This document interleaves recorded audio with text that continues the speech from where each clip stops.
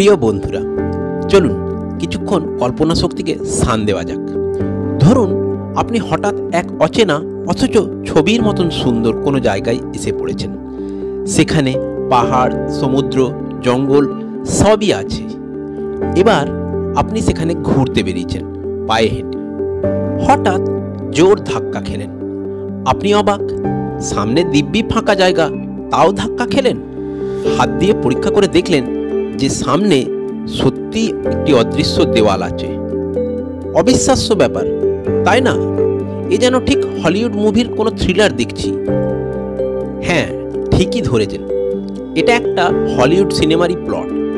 কিন্তু যদি বলা হয় এরকম অদৃশ্য দেওয়াল বাস্তবে কি অস্তিত্ববান, তাহলে কেমন লাগবে? কিন্তু প্রিয় বন্ধুরা, আপনাদের জ্ঞাতার্থে জানাই, এমন আশ্চর্য ঘটনা ইন্দোনেশিয়ার দুটি দ্বীপের মাঝখানে সত্যই দেখা যায়। আসুন বিষয়টা সম্পর্কে একটু বিস্তৃত জানা যাক। ইন্দোনেশিয়ার দুটি দ্বীপ, বালি এবং লোম্বক, ভারত মহাসাগরে অবস্থিত। দ্বীপদ্বয়ের মাঝের দূরত্ব মাত্র ৩৫ কিলোমিটার। অসাধারণ প্রাকৃতিক সৌন্দর্য এবং আগ্নেয়গিরিময় দ্বীপদ্বয় লোম্বক প্রণালী দ্বারা পরস্পর থেকে বিচ্ছিন্ন।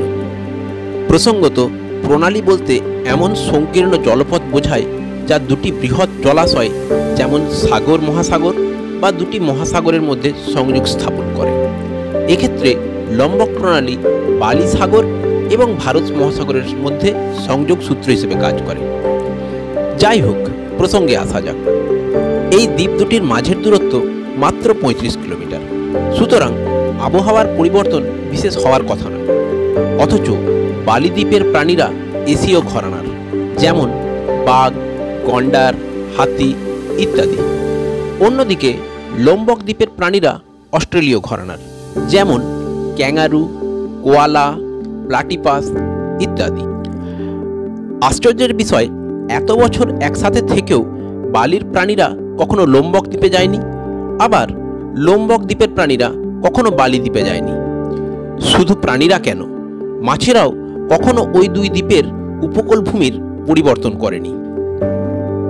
প্রকৃতির স্বাভাবিক নিয়মেই অভিযোজন হেতু জায়গা বদল বা স্থান পরিবর্তন প্রাণীর একটা স্বাভাবিক বৈশিষ্ট্য। কিন্তু এক্ষেত্রে তার ব্যতিক্রম। কি অদ্ভুত ব্যাপার!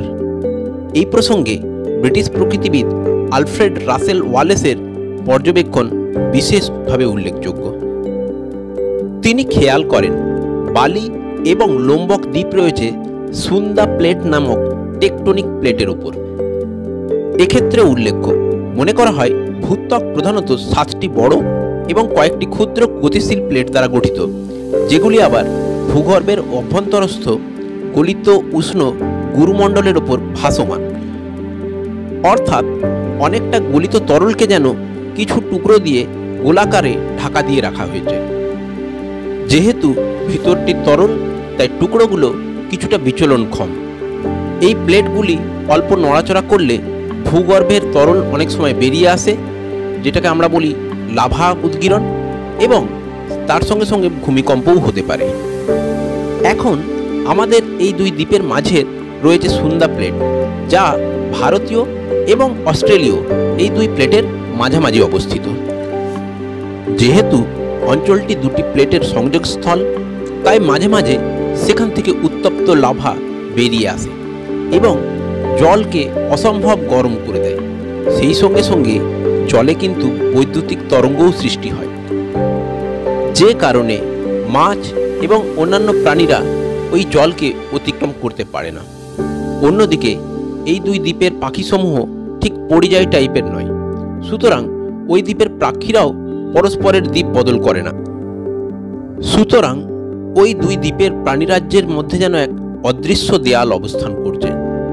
বিজ্ঞানী ওয়ালেসের নাম অনুসারে ওই জায়গার নামকরণ করা হয়েছে দ্য ওয়ালেস লাইন।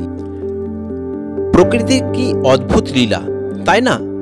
তবে প্রিয় বন্ধুরা, ওই অদৃশ্য সীমা কেবলমাত্র পশু পাখিতেই সীমাবদ্ধ, মানুষের ক্ষেত্রে প্রযোজ্য নয়।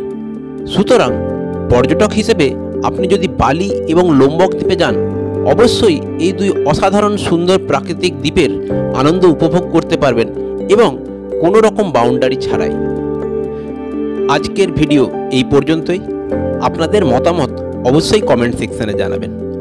এবং ভিডিওটি যদি ইনফরমেটিভ মনে হয় চ্যানেলটি সাবস্ক্রিপশনের জন্য আপনাদের কাছে অনুরোধ রইল। ধন্যবাদ।